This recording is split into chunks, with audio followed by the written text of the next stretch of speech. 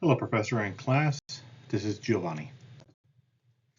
For today's presentation, I will describe a scenario in which at least one thing must change in an agency, identify three themes for how I will make that change, and provide a detailed application of each theory to each theme. Now, working for over a decade in mental health services, housing navigation, and eviction defense in both the nonprofit and government sectors, I have noticed a common problem: role clarity and accountability. Now imagine a scenario in which the behavioral health clinicians, mental health specialists, and housing navigators are all tasked with assisting a set number of clients each month. Now for this scenario, let's set the number to 30 clients per month. However, most of the employees are unable to meet this number. Employees are spending significant time performing duties outside their assigned responsibilities, which reduces their ability to complete their primary responsibilities. As such, a scenario calls for three themes to be addressed: role clarity, employee alignment with organizational goals, and the implementation of sustainable organizational change. Now, when it comes to role clarity and organizational structure, I look to Luther Gulick. Luther Gulick states that when an organization becomes larger and more complex, specialization and the division of work becomes necessary. Gulick argues that effective organizations divide work into smaller tasks so employees can become highly skilled in one particular area rather than attempting to perform every possible responsibility. As such, agencies must ensure that professionals understand their specialization and their roles within whatever organization or agency they find themselves. Now, clear instructions must be given, and any deviation from the primary responsibility must be addressed by management to maintain focus on the primary responsibility and ensure a timely completion of required assessments. Now, one of the potential drawbacks of the division of work is fragmentation among colleagues. As an employee becomes an expert in their field, they may lose focus on the overall mission of the agency. In my scenario, it is assisting those individuals with severe mental illnesses with housing resources.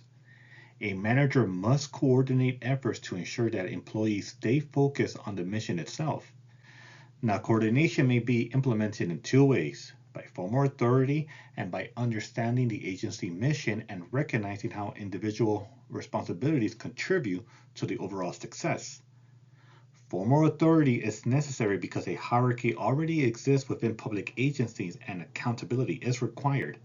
However, authority alone does not guarantee cooperation, but a shared understanding of purpose does.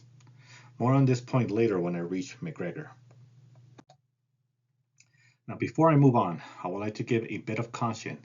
Now, that is to avoid becoming tied down to any single theory, formula, or management philosophy. Now, different theories should be applied when the situation calls for them. Herbert Simon cautions his manager against relying too heavily on administrative philosophies alone. Instead, he argues that managers must understand the situation before deciding which approach to take. In other words, theories should be viewed as tools in a toolbox to be used whenever they best fit the problem. Now, to this, I will add that managers should not feel obligated to apply an entire theory from beginning to end.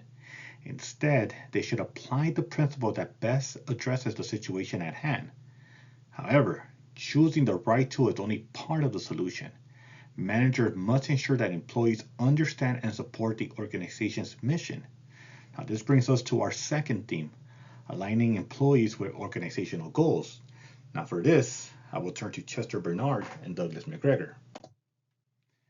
Chester Bernard emphasizes that managers must communicate an agency's mission, foster cooperation, and ensure employees understand why meeting expectation is crucial to the organization's success. In our scenario, the mission is to assist individuals with severe mental illnesses in obtaining housing resources. To accomplish this, employees must stay within their scope of work, allowing them to complete the required number of client interactions and assessments each month. Now, this is an important point to bring up with employees because it reminds them why they chose a career in public service: to assist those in need. One must remember that an organization is not a mechanical system that relies solely on authority, but rather a cooperative system sustained by communication, trust, a shared purpose, and most importantly, voluntary participation. By applying Bernard's principles, cooperation is established because employees no longer see themselves as just another body or that their work is trivial. Instead, they recognize that they are part of the solution and that their expertise is crucial to the organization's success. But how do you move from understanding the mission to working together to accomplish it? Now, you involve employees in the process rather than approaching them with a preconceived notion about their motivation or willingness to contribute. Douglas McGregor observed that managers generally take one of two approaches when it comes to employee productivity. The first one assumes that employees are naturally lazy, avoid responsibility, and require close supervision under an authoritarian style management. Now, the second assumes that employees want to work, accept responsibility, and simply need a proper motivation and support to reach their full potential. Now, I personally believe the latter is true. One of the reasons individuals choose to work in the public sector, especially those suffering from mental illness and homelessness, is because they want to make a difference. Theory Y tells us that work is a natural to people as rest. As such, how does a manager guide employees to stay within their scope of practice while maintaining an adequate number of assessments each month? The first step is to recognize that employees thrive on self-direction and self-control. Now, building on Bernard's emphasis on organizational loyalty, cooperation, and shared mission, a manager should ask employees how they can stay focused on their responsibilities while improving their productivity. If employees truly believe in the organization's mission, they should be able to identify solutions that help them meet expectations. Now, by involving them in the process, managers encourage self-direction and self-control rather than relying solely on supervision. Additionally, if employees truly believe in the mission, they are more likely to remain committed to the organization itself.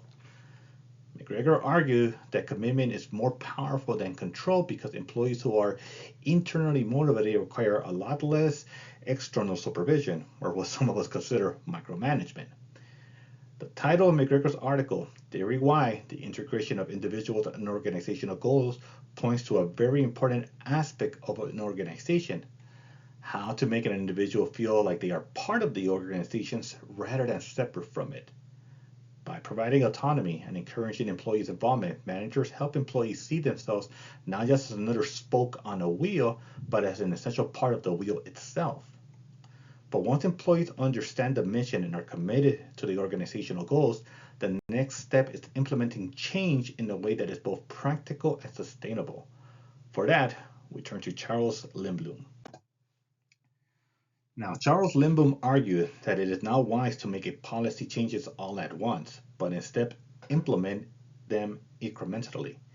Managers cannot anticipate every possible outcome or obstacles before a policy is put into practice. For that reason, change should be introduced one step at a time, evaluated along the way, and adjusted when necessary.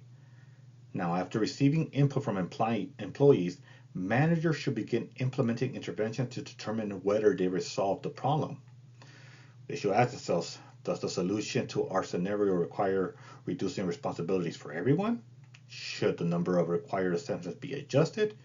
Should certain responsibilities be assigned to different departments? Now, the answer cannot be determined in advance. Each potential solution must be implemented, evaluated, and then refined or changed over time. However, any changes made must continue to support the agency mission and meet organizational expectations. Now, in conclusion, one of the most common issues facing many organizations is the role clarity and accountability. Now, by providing role clarity, aligning employees with organizational goals, and implementing sustainable organizational change, I believe this problem and many more like it can be effectively addressed. Now, while no single theory or philosophy provides all the answers, understanding when and how to apply each one gives managers the tools they need to become more effective leaders. With that, this brings an end to my presentation. Thank you all. God bless.